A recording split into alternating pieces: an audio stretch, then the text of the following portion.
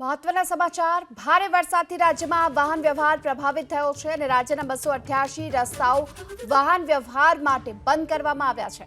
સૌથી વધુ વલસાડ જિલ્લાના 128 રસ્તા બંધ થયા છે।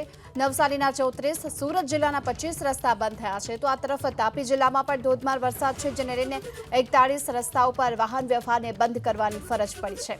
જ્યારે કે ડાંગના 16 રસ્તાઓ, નર્મદા જિલ્લાના 8 રસ્તા બંધ છે। છોટાઉદેપુર જિલ્લાના પણ 11 રસ્તાઓ પર વાહન વ્યવહાર બંધ છે। સાથોસાથ પોરબંદર જિલ્લાના 6 રસ્તા પર વાહન વ્યવહાર પણ બંધ છે। 128 રસ્તા બંધ કરવામાં આવ્યા છે, કારણ કે ભારે વરસાદના કારણે રોડ રસ્તા પર પાણી ફરી વળ્યા છે। તાપી જિલ્લાના 41 રસ્તાઓ પર પણ વાહન વ્યવહાર પ્રભાવિત થયો છે।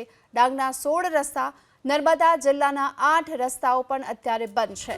રાજ્યમાં ભારે વરસાદને લઈને આ સ્થિતિ જોવામાં આવી રહી છે, કારણ કે કેટલીક જગ્યાઓ પર જે રસ્તાઓ પર પાણી ભરાઈ ચૂક્યા છે, કેટલાક રસ્તાઓ ક્ષતિગ્રસ્ત થઈ ચૂક્યા છે, કેટલાક રસ્તાઓ જે પાણીમાં સંપૂર્ણપણે ગરકાવ છે અને ત્યાંથી વાહન વ્યવહાર શક્ય નથી। તો અમુક કોઝવે જે ત્યારે નદી પાસે આવેલા છે તે પણ પાણીમાં ગરકાવ છે અને તેને જોતા આ રસ્તાને બંધ કરવામાં ફરજ પડી છે। એટલે કે રાજ્યના 288 કુલ રસ્તા એવા છે જ્યાં હાલમાં વાહન વ્યવહારને બંધ કરી દેવામાં આવ્યા છે। અને વલસાડ જિલ્લામાં તો જ્યારે આફ ફાટ્યા જેવી સ્થિતિ ઊભી થઈ, એવામાં ભારે વરસાદને લઈ મોટા ભાગના રસ્તા બંધ હાલત થયા છે। 128 રસ્તાને બંધ કરી દેવાય છે। અમુક જગ્યાઓ પર વલસાડમાં તો જે ભારે વરસાદના કારણે નદીઓમાં પૂર આવતા જે કોઝવે પાણીમાં ગરકાવ થઈ ચૂક્યો છે, અથવા તો જે રસ્તાઓ પર વધુ પ્રમાણમાં પાણી ભરાયા છે ત્યાં પોલીસ સતર્ક પર છે। પ્રશાસન તરફથી ત્યાં બેરિકેડ્સ પણ લગાવી દેવામાં આવ્યા છે અને પોલીસની તૈનાતી પણ જોવા મળી છે।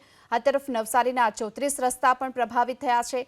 સુરત જિલ્લામાં પણ વરસાદ નોંધાયો છે અને ત્યાંના 25 રસ્તા હાલ બંધ હાલતમાં છે। તાપી જિલ્લાના 41 રસ્તાઓ પર વાહન વ્યવહાર સંપૂર્ણપણે બંધ છે।